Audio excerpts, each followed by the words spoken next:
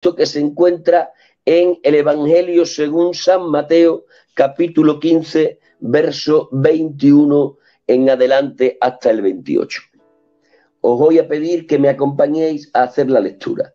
Dice así la palabra del Señor en el texto citado. Saliendo Jesús de allí, se fue a la región de Tiro y de Sidón. Y he aquí una mujer cananea que había salido de aquella región, clamaba diciéndole: Señor, Hijo de David, ten misericordia de mí. Mi hija es gravemente atormentada por un demonio. Pero Jesús no le respondió palabra.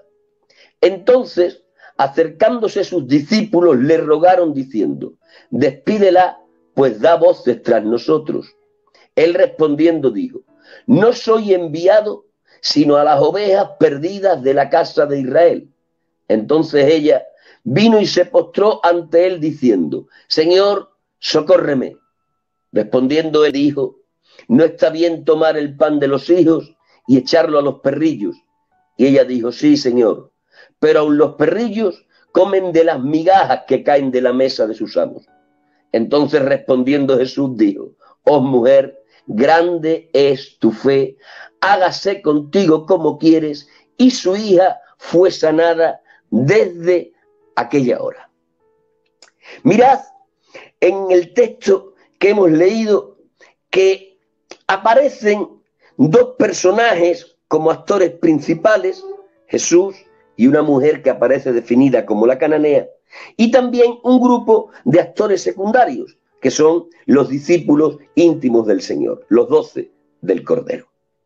En mitad de esta escena dice el texto que Jesús y sus discípulos se encontraban fuera de la tierra de Israel.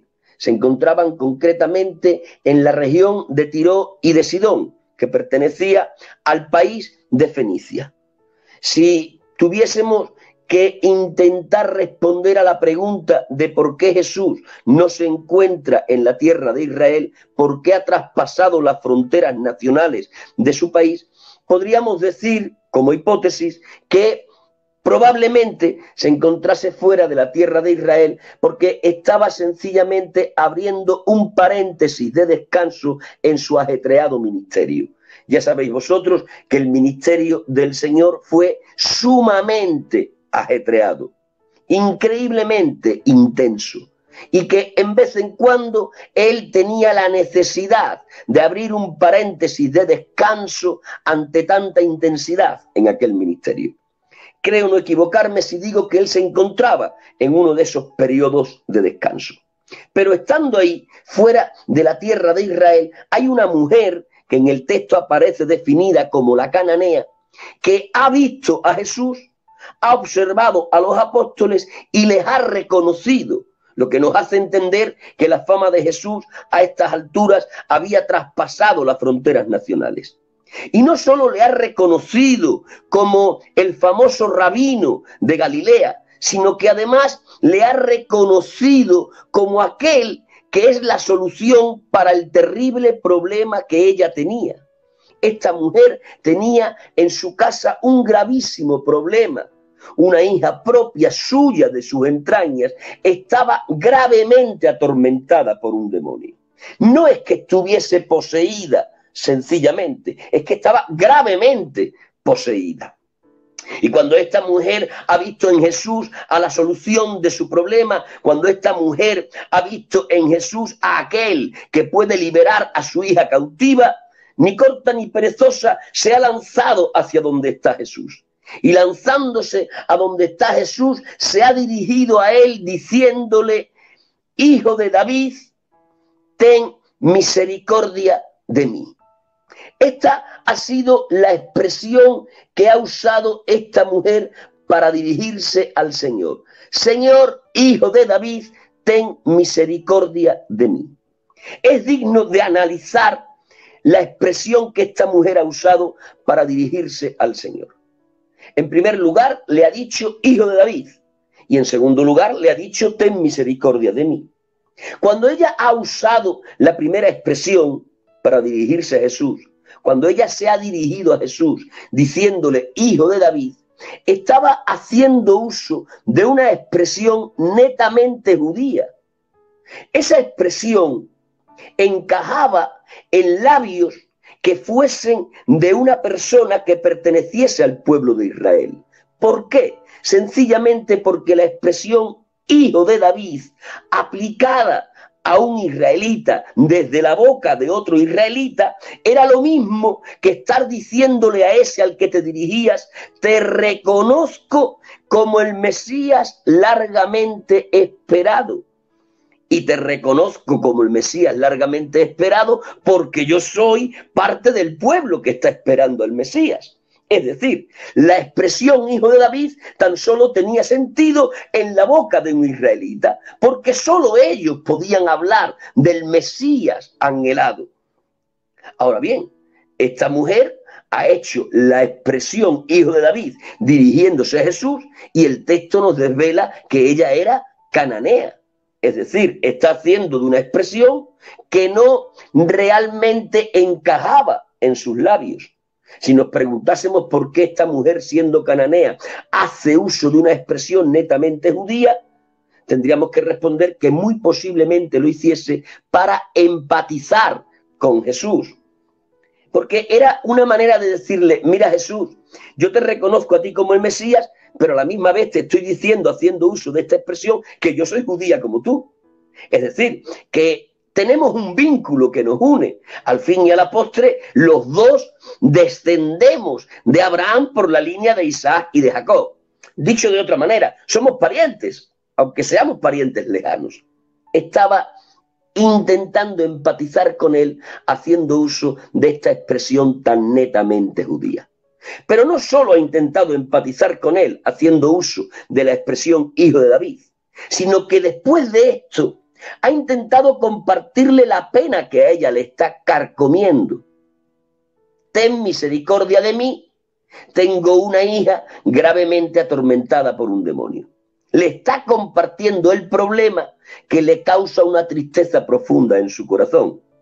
Es decir, que si en primer lugar intenta empatizar con él, en segundo lugar intenta compartirle su pena.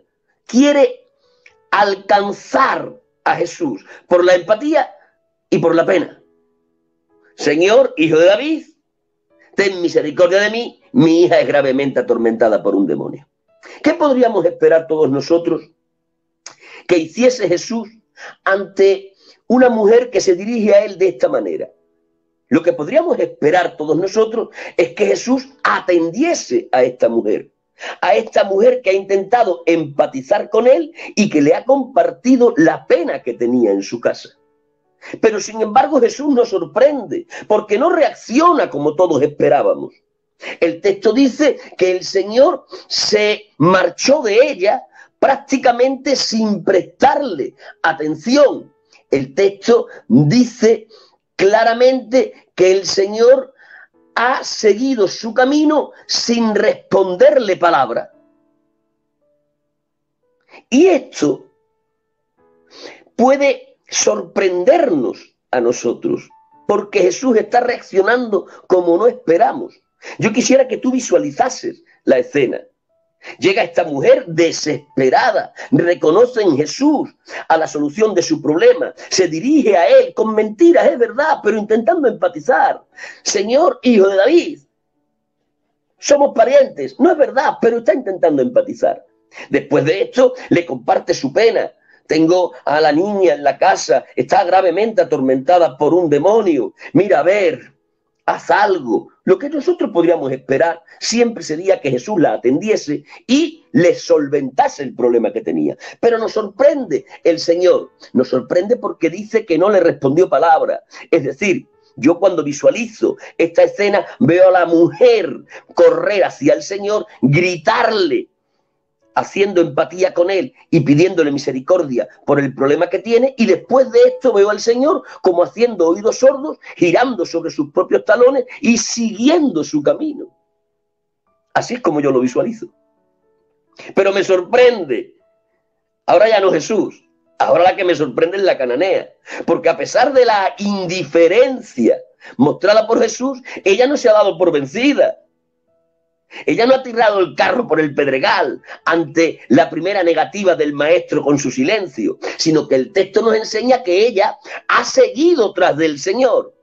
Ha seguido tras del Señor y tras de los apóstoles, y no de cualquier manera. Ha seguido gritando y a voces le ha seguido diciendo: Hijo de David, ten misericordia de mí. Es decir, que ahora lo que visualizo es al Señor encabezando al grupo de los apóstoles detrás del Señor, y detrás de los apóstoles y del Señor la cananea, gritando, dirigiéndose a él a voces, queriendo empatizar con él, hijo de David, y suplicándole que tenga compasión de la pena que tiene en su casa. Mi hija está gravemente atormentada por un demonio. En definitiva, lo que yo puedo visualizar es un escándalo público.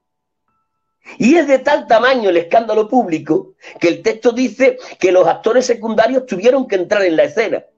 Los apóstoles, ante tal escándalo público, se dirigen a Jesús y le dicen, en otras palabras, le vienen a decir: Jesús, atiéndela, detente, solvéntale el problema o dile que no quiere solventarlo, pero pon fin a este escándalo público. Es una vergüenza. Tú delante, nosotros detrás de ti, y esta mujer detrás de nosotros dando voces. Ante el ruego de los actores secundarios, ante el ruego de los apóstoles, el Señor se detiene y se dirige no a la cananea, sino a los apóstoles, y les dice a los apóstoles: no soy enviado sino a las ovejas perdidas de la casa de Israel. Esta es la enigmática frase que usa Jesús para justificar delante de los apóstoles su no atención a la cananea. No soy enviado sino a las ovejas perdidas de la casa de Israel. ¿Qué quería decir el Señor con esta frase a los apóstoles? ¿Qué quería expresarle a los apóstoles como justificación de su falta de atención a la cananea? Superficialmente, si interpretásemos esta frase, diríamos que lo que el Señor le está diciendo a los apóstoles es que su ministerio estaba circunscrito a la nación de Israel. Eso es lo que aparentemente está diciendo el Señor. No soy enviado sino a las ovejas perdidas de la casa de Israel. Aparentemente, lo que el Señor le está diciendo a los apóstoles: mirad, apóstoles, no la atiendo a esta, porque aunque se ha hecho pasar por judía con la expresión hijo de David dirigida a mi persona, yo sé bien que ella es cananea. Y como es cananea y no israelita, no la puedo atender. ¿Por qué? Porque mi ministerio está limitado a los hombres y mujeres que pertenezcan a la nación de Israel. Aparentemente, esto es lo que estaba diciendo el Señor. Pero era tan solo aparentemente. La realidad de lo que estaba diciendo no guarda consonancia con la explicación que yo estoy dando. Sencillamente porque el Señor a estas alturas ya sabía que su ministerio no estaba circunscrito a una nación concreta. Él a estas alturas ya sabía que su ministerio era un ministerio de carácter internacional, que abarcaría a todo pueblo, tribu, lengua, nación. Él ya sabía a estas alturas que no era el redentor de un pueblo concreto. Él sabía que era el redentor universal de todos los pueblos. Pero si él conoce que ya es el Redentor universal y la Escritura da testimonio de que él ya era consciente de ese ministerio de índole universal, recordaréis que antes de este episodio el Señor ya dijo frases como, por ejemplo, vendrán del oriente y del occidente y se sentarán a la mesa con Abraham, Isaac y Jacob. En esa expresión que es anterior a esta, el Señor ya estaba diciendo: oye, a la mesa del reino en la que actualmente tan solo están Abraham, Isaac y Jacob, es decir, el pueblo de Israel, a esa mesa se sumarán los que vengan de Oriente y de Occidente, es decir, todo el mundo gentil. A esta mesa del reino tienen acceso todos los seres humanos y no está limitada a lo que es el pueblo de Israel. Por lo tanto, esa expresión que él hizo antes de esta que estamos leyendo nos hace entender que él ya era perfectamente consciente a estas alturas de que su ministerio no estaba circunscrito a una nación concreta, sino que era un ministerio de carácter universal, internacional. Ahora bien, siendo esto así, entonces, ¿cómo interpretamos la expresión que él está usando para justificar delante de sus apóstoles la no atención a la cananea? ¿Cómo interpretamos la frase no soy enviado sino a las ovejas perdidas de la casa de Israel? La única manera de interpretar esta frase sin dañar a lo que es el contexto doctrinal de la persona de nuestro Señor Jesucristo, es decir, que lo que él está diciendo ahí a los apóstoles como justificación de su no atención a la cananea era: en este momento cronológico, y este es el detalle que hay que subrayar, en este momento cronológico yo no soy enviado sino a las ovejas perdidas de la casa de Israel. El Señor le estaba diciendo a los apóstoles, en otras palabras: apóstoles, no la atiendo porque todavía no es el tiempo de llevar el mensaje de salvación a los gentiles. No la atiendo sencillamente porque en el concilio de la Trinidad, mi Padre, el Espíritu Santo y yo, que compartimos la naturaleza de la deidad, llegamos a lo que fue el establecimiento de un orden en el plan de salvación. Mi Padre, el Espíritu Santo y yo, en ese concilio trinitario, llegamos al acuerdo de que en el plan de salvación habría un orden. Y el orden sería, primero, predicar a los judíos, y de que los judíos rechazasen el mensaje, entonces, y solo entonces, llevar el mensaje de salvación a los gentiles.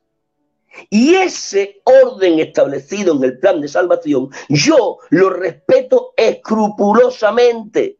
Todavía no rechazaron el mensaje ni al mensajero el pueblo de Israel. Por lo tanto, cronológicamente, todavía no es el tiempo de los gentiles ni de esta cananea tampoco.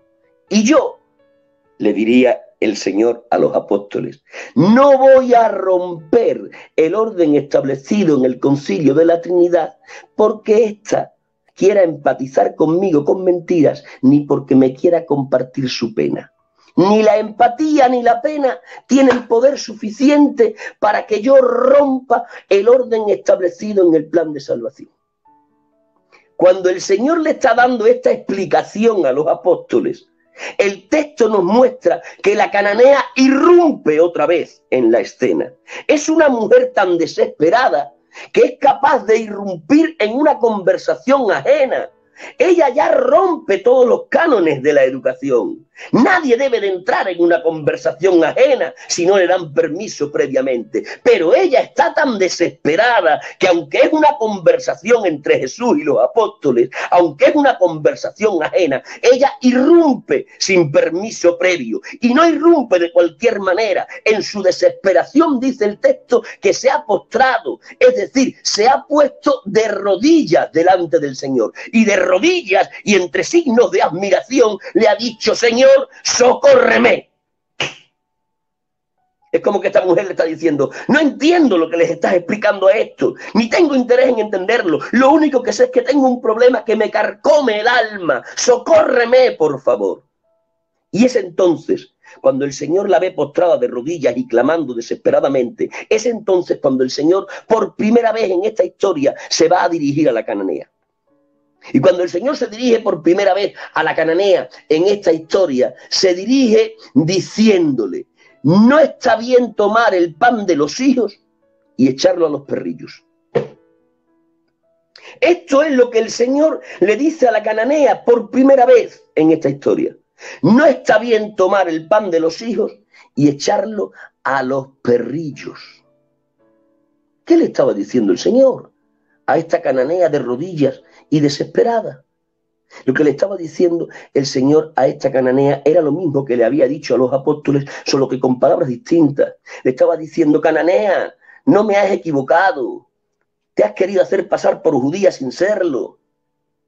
Pero yo no puedo tomar el pan de salvación y de liberación que tengo en la mano, que está destinado en este momento para los hijos y entregarlo al mundo gentil, al mundo de los perrillos. No estaría bien, Cananea, porque cronológicamente hablando, el pan de salvación, el pan de liberación que yo tengo para ministrar, cronológicamente hablando, tan solo se puede poner ahora en la mesa de los hijos, que son los judíos.